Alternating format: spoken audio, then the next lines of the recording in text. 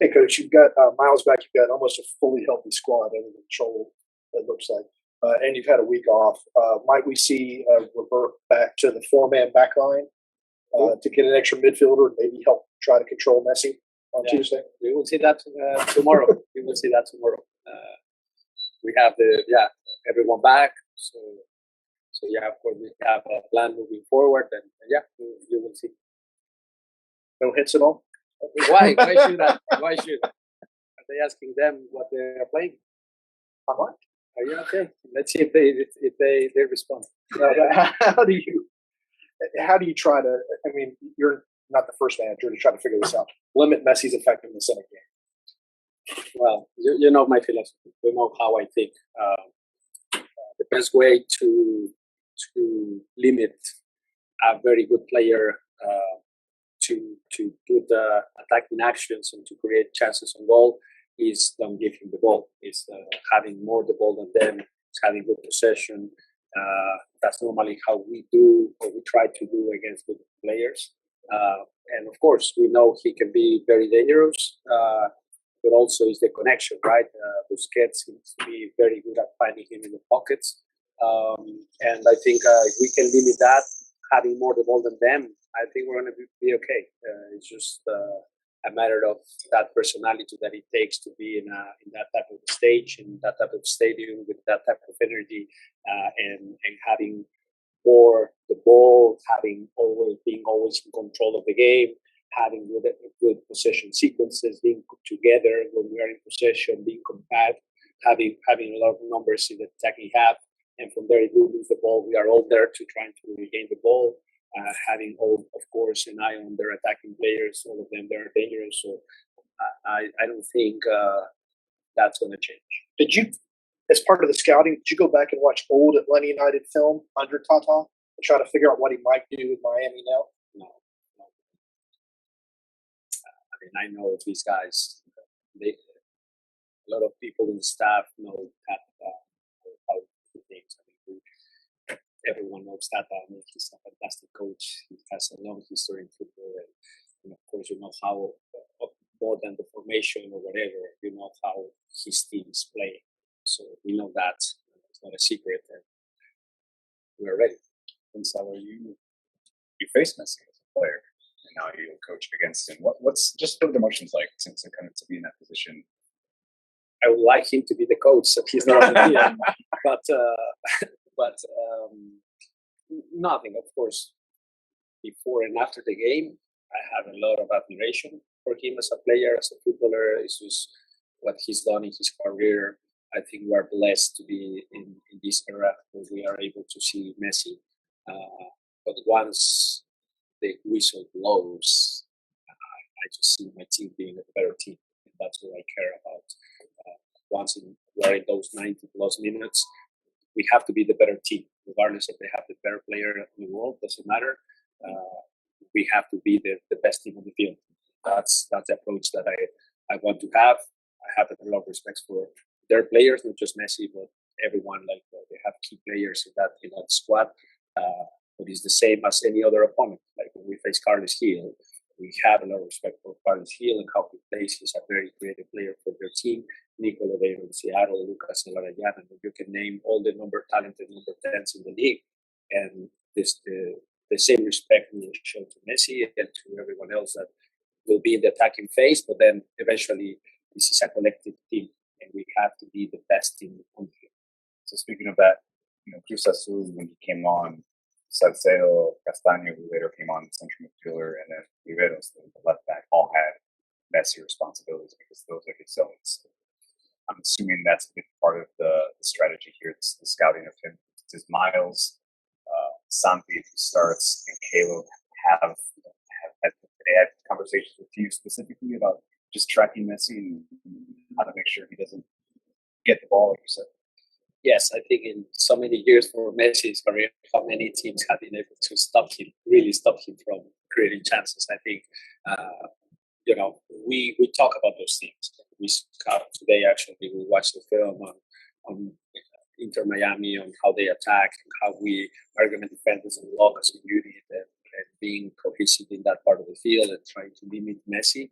But we have to expect that he's so good that at times he's going to get out of situations because he's very good. So again, if my approach is, okay, if Messi is going to create danger at some point, instead of 15 chances for Messi to create danger, what if it is only 3? What if we limit in that way the amount of chances and hopefully sharp in 2 of those 3, and then you have something, right? So I think we have to be the dominant team. We have to be in the front field. We have to be good in possession. We have to connect the passes when it's needed. We have to actually put them on the other half, put them in their own third. So then for them to bring the ball to Messi in our own third is 70, 80 yards. So that's the approach we're taking on how we're going to defend Messi with the ball, having all the ball with them. That's the philosophy of the team, and that's in what we believe. And the limited times where he has the ball, we have a specific tactics, yes, for trying to control the best player in the world. I love this guy. I mean, he gets so much space against Impulsamos. It's one thing to try to get that up, but I think he was surprised when he would turn and see all the space in front of him. That's something you need to cut off as well. Yes, I mean, at that moment, the game was already stretched. It was a lot of transition moments, a lot of gaps for both teams at that moment in that stage. It was a different game. The first half was a bit different. But also the first couple passes that he took, there was a very good pressure on Busquets that actually he lost the ball. It was a very clear chance for Busquets. So again, yes, he's talented, and Busquets is, to me, also, if not the best, one of the best midfielders in the world, and we have to limit his options to play those through balls that he likes to play to Messi or anyone else in the pocket. So we'll try to control that in a good way. But again, working as a team, I think, is the key of Atlanta United. And last one, I'm facing Tata. I know you guys have a really good relationship. You guys spent time together when he was in town. Was that last summer? Yeah, I think that's what. Yeah. Your emotions of facing Tata Martino. Probably the same as I was telling you about Messi. Like, I have a lot of respect for Tata. Actually, I was pleased with how he coached the Mexican national team, regardless of what Mexican media thinks. I think he did a great job in Mexico, and at the end, he had so many injuries with Mexico that he couldn't really apply what he was working for so many years. So the injuries of Chucky Lozano, Corona, Jimenez, Nobel, and Chicharito, like, there were so many of the key players, and even Herrera getting in the best shape maybe. So again, a lot of circumstances with the last part of Tata Martino in Mexico. But regardless of that, I always express my admiration. I think we think in the game probably the same ways. In some ways, like, we like to be protagonists of the game. We like to have control. We like to have possession. We believe that we have to try to play beautiful football for fans to be engaged. So I think we have some similarities in there. But of course, he has way more experience and way more success than me. So at the beginning of my career, and I hope at some point I can have half of the success that Tata had.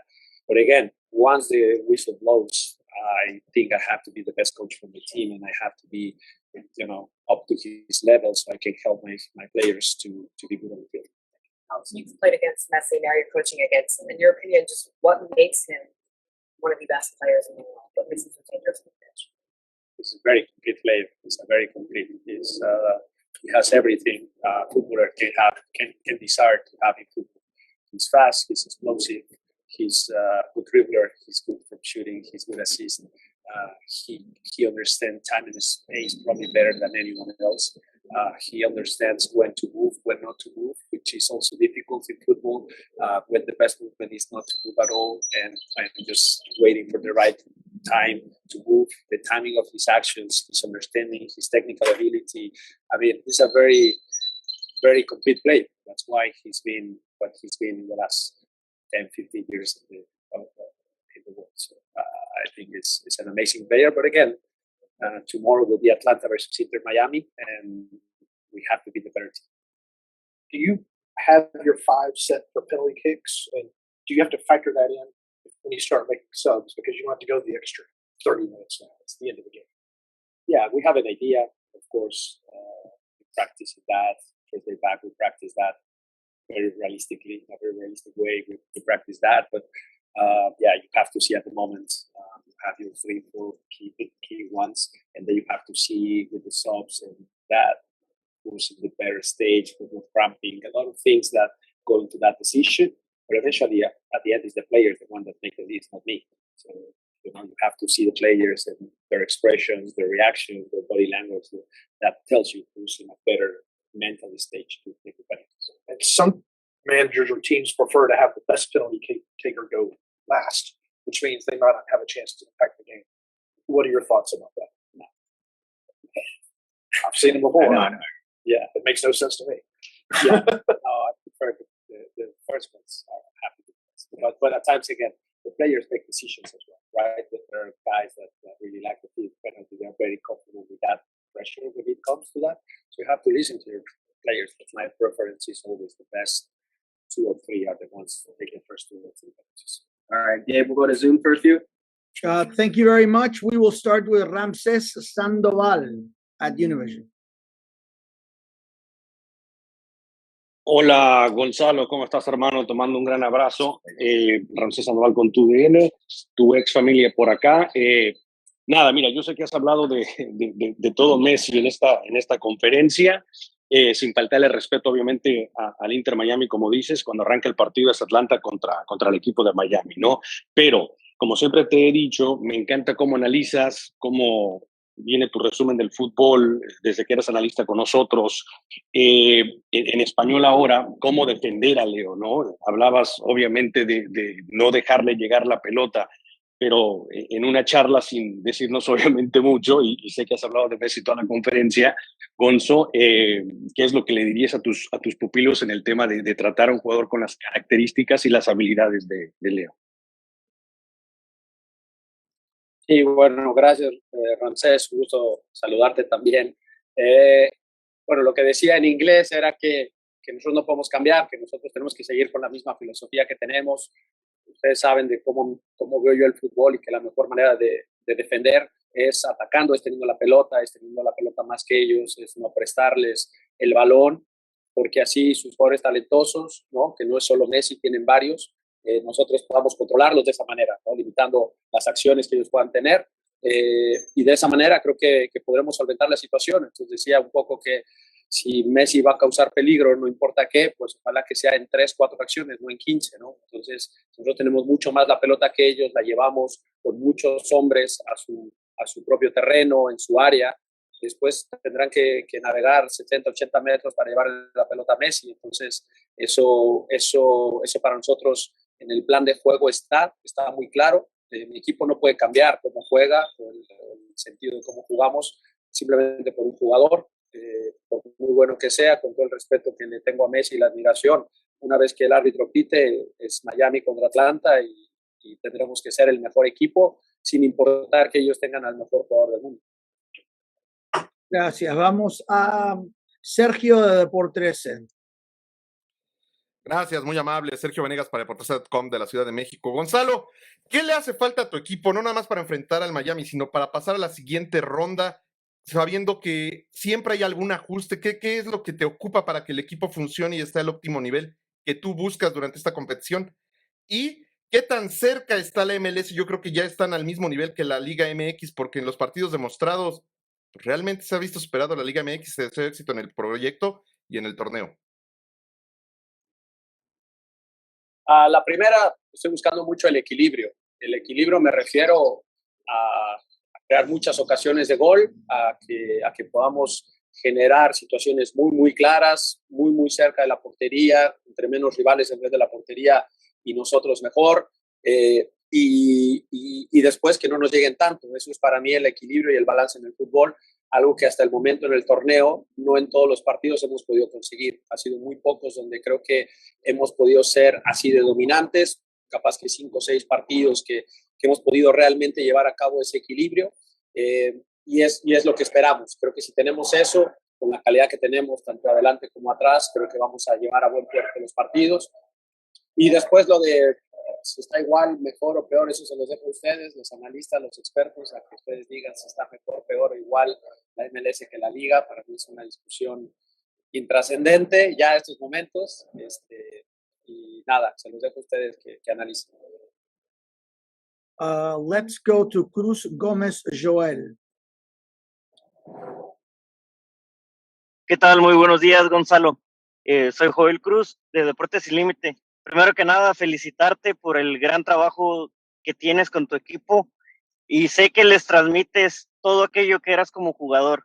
Me puedo imaginar un escenario típico de los que te gustan, de los que te haces más fuerte y sé que les transmites eso a tu cuerpo. ¿Cómo vas a salir? ¿Cómo lo vas a disfrutar? Vengas abajo, vengas por arriba con el marcador. Te deseo el mejor de los éxitos. Pero ¿qué característica, y sé que me lo vas a decir, se lo compartirías a tus jugadores? Muchas gracias. Bueno,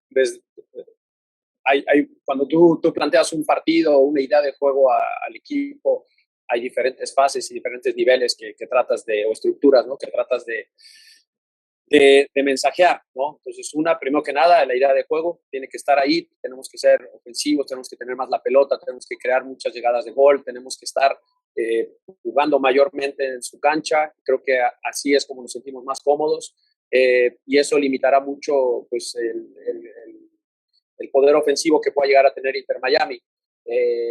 Y después, obviamente, la personalidad que creo que se necesita para jugar este tipo de partidos.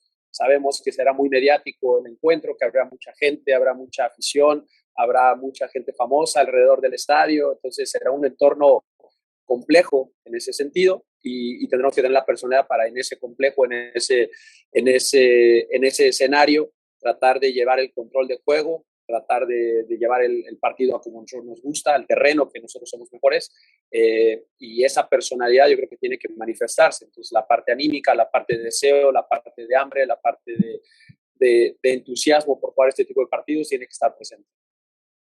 Thank you very much, Coach. Thank you very much, everybody. Please join us at 11:30 for the Inter Miami News Conference. Okay, thank you. Sí, gracias. Thank you, guys.